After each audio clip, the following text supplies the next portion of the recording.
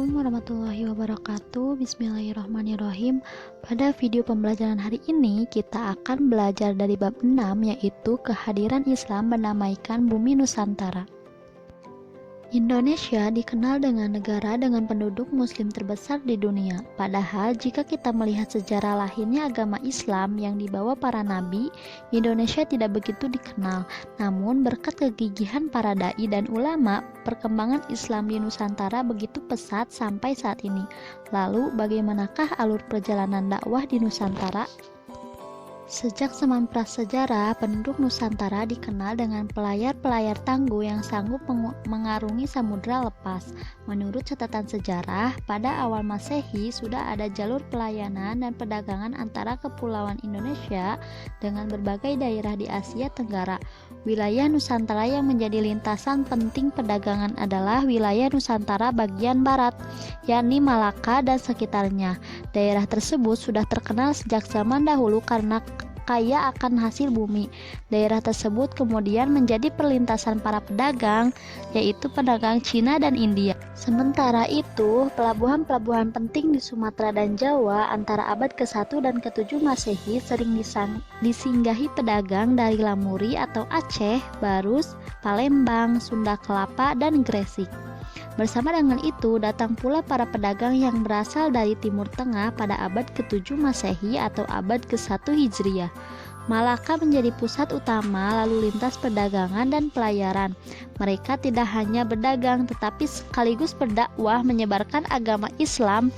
Dengan demikian, agama Islam telah ada di Indonesia ini sejak abad ke-1 Hijriah.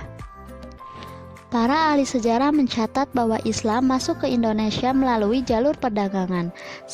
Sebelum Islam datang, Nusantara berada dalam pengaruh agama Hindu, Buddha. Pengaruh-pengaruh tersebut berdampak pada pola hidup masyarakat di Indonesia. Namun dalam perkembangannya, pengaruh Islam jauh lebih kuat daripada pengaruh agama Hindu atau Buddha. Masuknya agama Islam di Nusantara melalui jalur perdagangan berlangsung dengan cara damai. Ajaran Islam mudah diterima dan mendapat perhatian dari penduduk Nusantara. Berbagai sumber sejarah menyatakan bahwa agama Islam sudah masuk ke Indonesia pada abad ke-7 Masehi. Namun, keberadaan para pemeluk ajaran Islam menjadi jelas pada abad ke-13 yang ditandai dengan berdirinya Kerajaan Samudra Pasai di Aceh sebagai kerajaan Islam yang pertama. Proses masuk Islam di Indonesia berjalan secara bertahap dan melalui banyak cara. Menurut para ahli sejarah, teori-teori tentang kedatangan Islam ke Indonesia adalah: yang pertama, teori Mekah. Menurut teori Mekah, proses masuknya Islam ke Indonesia adalah langsung dari Mekah atau Arab, terjadi pada abad pertama Hijriah atau abad ke-7 Masehi. Para pedagang dari Timur Tengah memiliki misi dagang dan dakwah sekaligus, bahkan motivasi dakwah menjadi pendorong utama mereka datang ke Nusantara. Orang-orang Arab yang datang ini kebanyakan adalah keturunan Nabi Muhammad SAW yang menggunakan gelar Syed atau Syarif di depan namanya. Menurut para ahli sejarah, jalur perdagangan antara Indonesia Arab telah berlangsung jauh sebelum Masehi. Untuk yang kedua, yaitu teori Gujarat. Teori Gujarat mengatakan bahwa proses kedatangan Islam ke Indonesia berasal dari Gujarat pada abad ke-7 Hijriah atau abad ke-13 Masehi. Gujarat adalah sebuah wilayah di India bagian barat berdekatan dengan Laut Arab. Menurut teori ini, orang-orang Arab bermadzhab Syafi'i telah bermukim di Gujarat dan melabar sejak awal Hijriah atau abad ke-7 Masehi. Namun, yang menyebabkan Islam ke Indonesia bukanlah dari orang Arab langsung, melainkan pedagang Gujarat yang telah memeluk Islam dan berdagang ke Nusantara. Orang-orang Gujarat telah lebih awal membuka hubungan dagang dengan Indonesia dibanding dengan pedagang Arab. Teori yang ketiga yaitu teori dari Persia. Teori Persia mengatakan bahwa proses kedatangan Islam ke Indonesia berasal dari daerah Persia atau Parsi atau sekarang Iran. Sebagai buktinya, ada kesamaan budaya dan tradisi yang berkembang antara masyarakat Parsi dan Indonesia. Tradisi tersebut antara lain adalah tradisi merayakan 10 Muharram atau Asyura. Teori yang keempat yaitu teori dari Cina. Menurut teori Cina, proses kedatangan Islam ke Indonesia, khususnya di Tanah Jawa, berasal dari para pedagang Cina. Mereka telah berhubungan dagang dengan penduduk Indonesia jauh sebelum Islam dikenal di Indonesia, yaitu pada masa Hindu-Buddha. Sebagai pembuktian teori Cina ini bahwa Raja Islam pertama di Jawa, yaitu Raden Fatah dari Bintaro Demak, merupakan keturunan Cina. Ibunya disebutkan berasal dari Champa, Cina bagian selatan atau sekarang termasuk Vietnam. Bukti lainnya adalah adanya masjid-masjid tua yang bernilai arsitektur Cina atau Tiongkok di berbagai tempat di Pulau Jawa. Semua teori tersebut masing-masing memiliki kelemahan dan kelebihan tersendiri. Tidak ada kemutlakan dan kepastian yang jelas dalam setiap teori tersebut.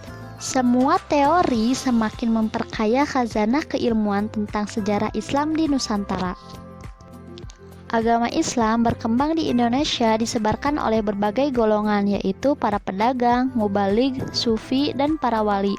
Para wali menyebarkan Islam di Nusantara, khususnya di Tanah Jawa.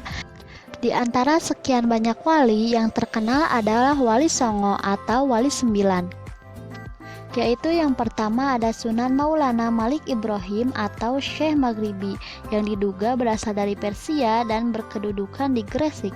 Yang kedua ada Sunan Ampel atau Raden Rahmat, berkedudukan di Ampel, Surabaya. Yang ketiga ada Sunan Bonang atau Raden Maulana Makdum Ibrahim, yaitu putra dari Raden Rahmat atau Sunan Ampel. Ia tinggal di Bonang, dekat Tuban. Yang keempat yaitu ada Sunan Giri atau Prabu Satmata atau Sultan Abdul Fakih yang semula bernama Raden Paku, berkedudukan di Bukit Giri dekat Gresik. Untuk yang kelima yaitu Sunan Derajat atau Syarifuddin, juga putra dari Sunan Ampel dan berkedudukan di Derajat dekat Sedayu, Surabaya. Yang keenam Sunan Gunung Jati atau Syarif Hidayatullah atau Syekh Nurullah, berasal dari Pasai sebelah utara Aceh yang berkedudukan di Gunung Jati, Cirebon.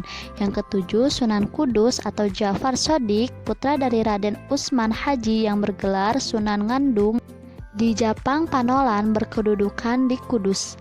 Dan kedelapan Sunan Kalijaga, nama aslinya Raden Mas Syahid. Beliau adalah putra Tumenggung Wilatikta, Bupati Tuban yang berkedudukan di Kadilangu dekat Demak.